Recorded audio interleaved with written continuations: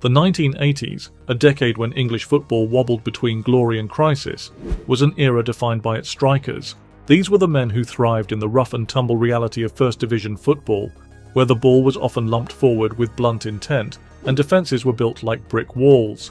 The artistry of goal-scoring, however, never faded. At its best, it could still lift crowds from their seats with a mixture of power, cunning, and precision.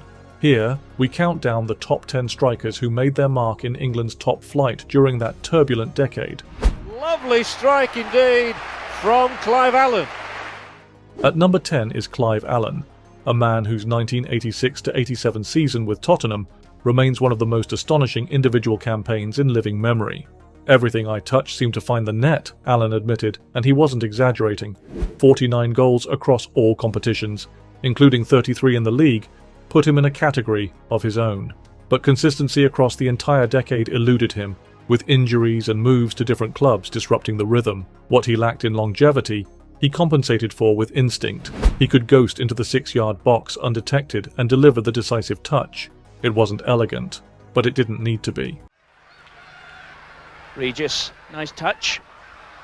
Burrows is well forward. Here's Regis again. Lovely goal.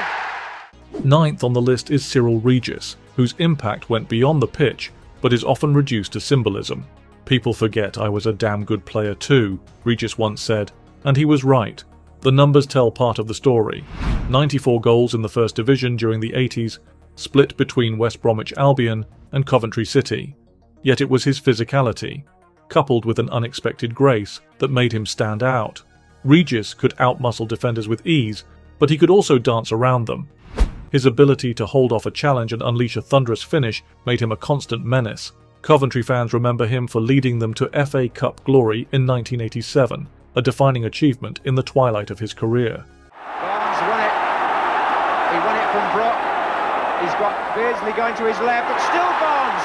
That's a fabulous individual goal. John Barnes takes the 8th spot, an unconventional entry on a list of centre-forwards, but his brilliance in front of goal earns him the position. "I wasn't a striker," Barnes was always keen to remind people, "but I knew how to finish." And finish he did. 97 goals in the First Division during the 80s, first with Watford and later at Liverpool, where his speed and skill made him the darling of the Kop. His tally is remarkable for a man who often operated from the wing, cutting inside with deceptive ease. Barnes didn't need many chances to hurt teams. Give him a yard, and he'd make it count. Oh, and Falco scores! Yes! 7th is Mark Falco, whose quiet efficiency made him a vital contributor for Tottenham Hotspur, Queen's Park Rangers, and Watford. Falco was never the star of any team he played for, and that's precisely what made him dangerous. He thrived on being overlooked, finding space when defenders were preoccupied elsewhere. His 101 league goals were the product of clever positioning and a knack for striking cleanly on the half volley. He wasn't flashy, but his reliability won matches and admiration in equal measure. Lineker is onside. It's the hat-trick. Gary Lineker takes 6th place, a striker of such natural talent that his rise felt inevitable. His boyish charm masked a ruthless streak, evident in the way he could sense a goal-scoring opportunity before it had fully developed. "If the ball fell in the box," Lineker recalled, "I knew exactly where it would be a second later." His time at Leicester, Everton and Tottenham saw him plunder 102 goals in just over 4 seasons in the First Division, including back-to-back Golden Boot-winning campaigns in the middle of the decade. Lineker's genius lay in his simplicity. He rarely wasted touches and had an uncanny ability to time his runs perfectly.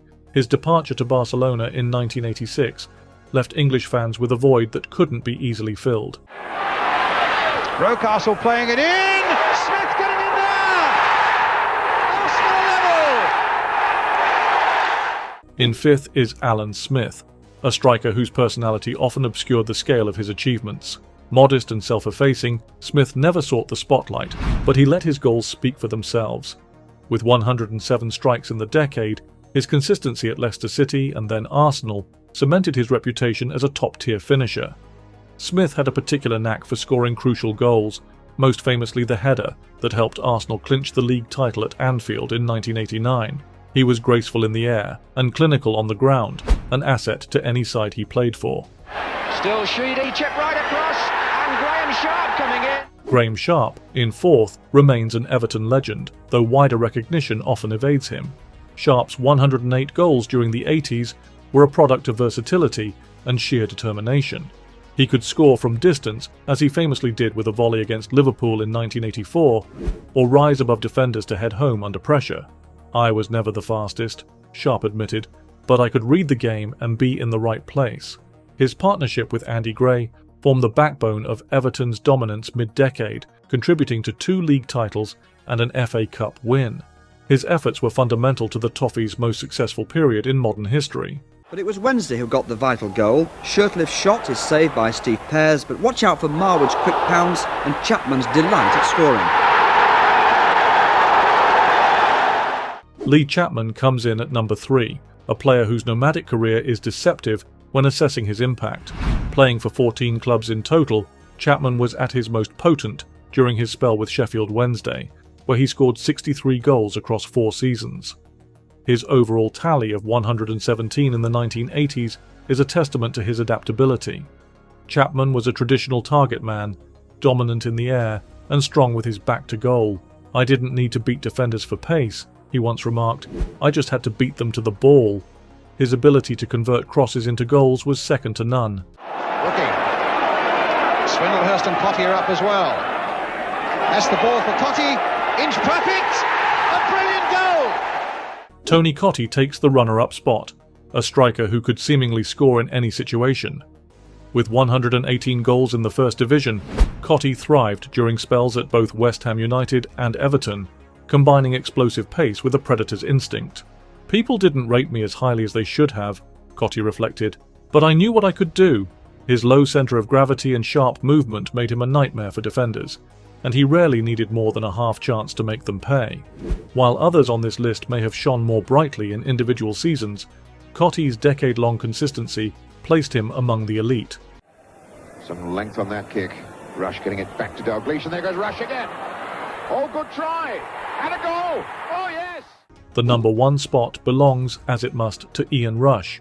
There is no argument to be had when a man scores 164 goals in a single decade, many of them decisive in league and cup-winning campaigns for Liverpool. Rush wasn't just prolific, he was devastating. "You don't have time to think in front of goal," he said. "You just react." His instincts were animalistic, often leaving defenders flailing in his wake as he darted toward goal. Blessed with pace, technique, and the ability to finish with either foot, Rush also added a work rate that made him stand out. Teammates at Liverpool would often say, "With Rush in the side, we defend from the front." Such was his desire to win the ball back and start another attack. Rush defined the art of goal scoring in the 80s, and his achievements remain unmatched. It wasn't always a pretty decade for English football. Stadiums crumbled, hooliganism surged, and European bans hampered international competition. But through it all, these strikers provided moments of beauty, resilience, and, above all, goals. They left their mark on muddy pitches and bruising defences, ensuring that even in the most challenging of times, the roar of the crowd was never far away.